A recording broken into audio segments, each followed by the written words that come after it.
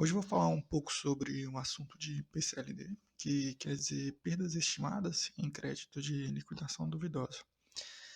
Estou usando como base de estudo o CPC 48 e em seu apêndice A. Consequentemente, ele deriva no IFRS 9, né? E, por fim, e não menos importante, também se baseia no livro de manual de contabilidade societária, do FIPECAF, tanto a terceira quanto a quarta edição. O conceito de PSLD traz em si a própria definição, né, dentro do nome, que são as perdas estimadas em créditos de liquidação duvidosa. Ou seja, o melhor exemplo dessa situação são aqueles clientes que não liquidaram suas dívidas junto à empresa e estão devendo, e não têm essa pretensão de pagar essa dívida. Então, por isso que traz consigo esse termo. A primeira pergunta que eu fiz para o meu estudo é: quando a contabilização deve acontecer nesse tipo de situação? Quando o recebimento dos valores em clientes representarem incertezas, mas também não é qualquer incerteza. Lembrando que o PCLD deve se basear no conceito de perdas estimadas, ou seja, quando essas perdas forem bem prováveis de acontecer.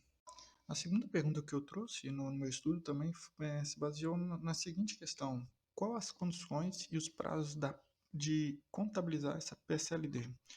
Bom, o prazo e a duração da PCLD pode variar, dependendo de cada empresa, seja pela sua atividade operacional, seja pelos seus clientes, tanto o modelo quanto o ramo do negócio, e também algumas situações do crédito, de um modo geral.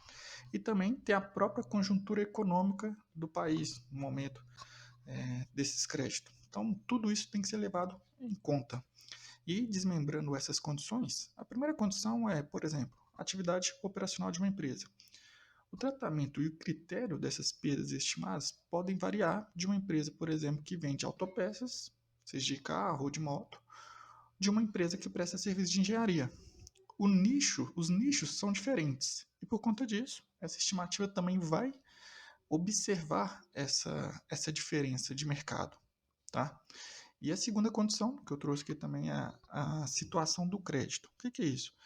A grande pergunta que deve se fazer é mais provável que um cliente de uma empresa que revende autopeças pague sua dívida junto à empresa ou um cliente que presta serviço de engenharia, o cliente pague ele? Claro, eu estou trazendo esses dois nichos de mercado só para facilitar nosso entendimento.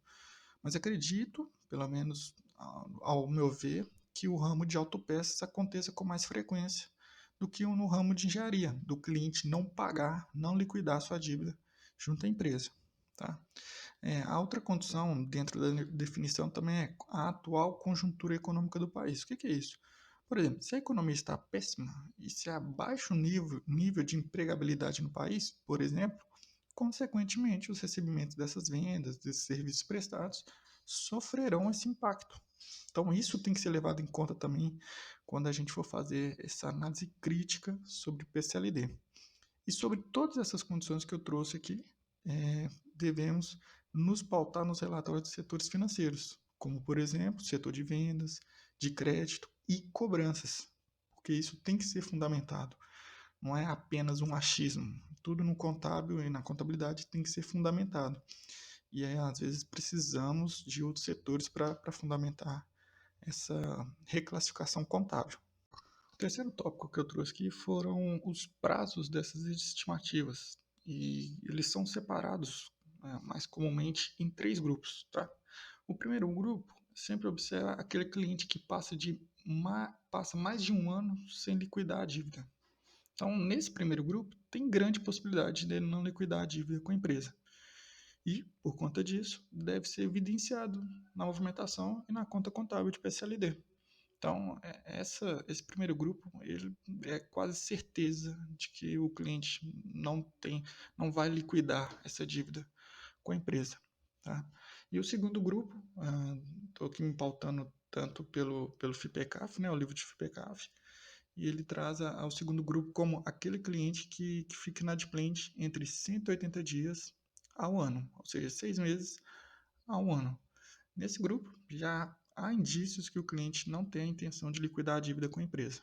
Então, na classificação contábil, seria importante classificar esses três grupos até para facilitar a reclassificação contábil.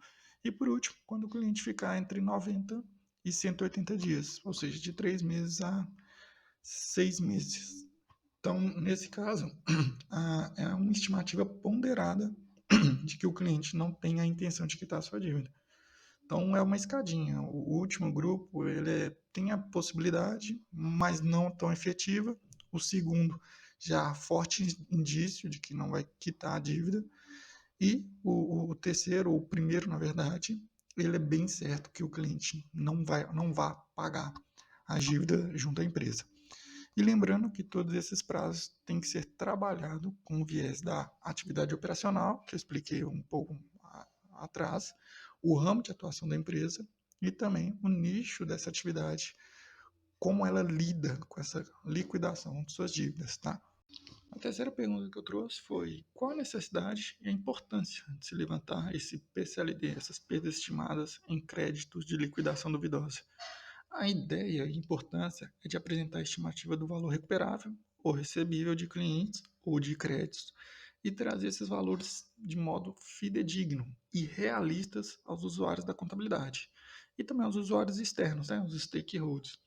Lembrando o conceito básico contábil aqui, que é que a contabilidade visa trabalhar essa informação para tomadas de decisão do empresário e também facilitar os relatórios para os usuários externos da contabilidade. Tudo que acontece de modo financeiro e economicamente dentro da empresa. Então, é importante trazer esse PCLD dentro do contábil. Por fim, a contabilização de como vai acontecer essa operação é o seguinte: o reconhecimento dessa contabilização, uma notificação muito importante, trabalha com a conta de resultado, tá? Mas esse resultado não é dedutível, essa despesa não é dedutível para imposto de renda naquelas empresas de regime de lucro real, tá? Então, o primeiro reconhecimento, como que se deve fazer? Débito de despesa com PCLD no resultado, e ele é indedutível para imposto de renda de apuração de lucro real, aquelas empresas de lucro real, com crédito abaixo da conta de clientes a receber, ou duplicatas a receber. A nomenclatura normalmente é PCLD, no ativo, no grupo lá de clientes duplicados a receber. E aí tem uma questão, por exemplo, caso seja necessário uma reversão desse PCLD, vamos supor que o cliente decida pagar depois de 180 dias. E aí você pode fazer a reversão. E como que seria essa reversão?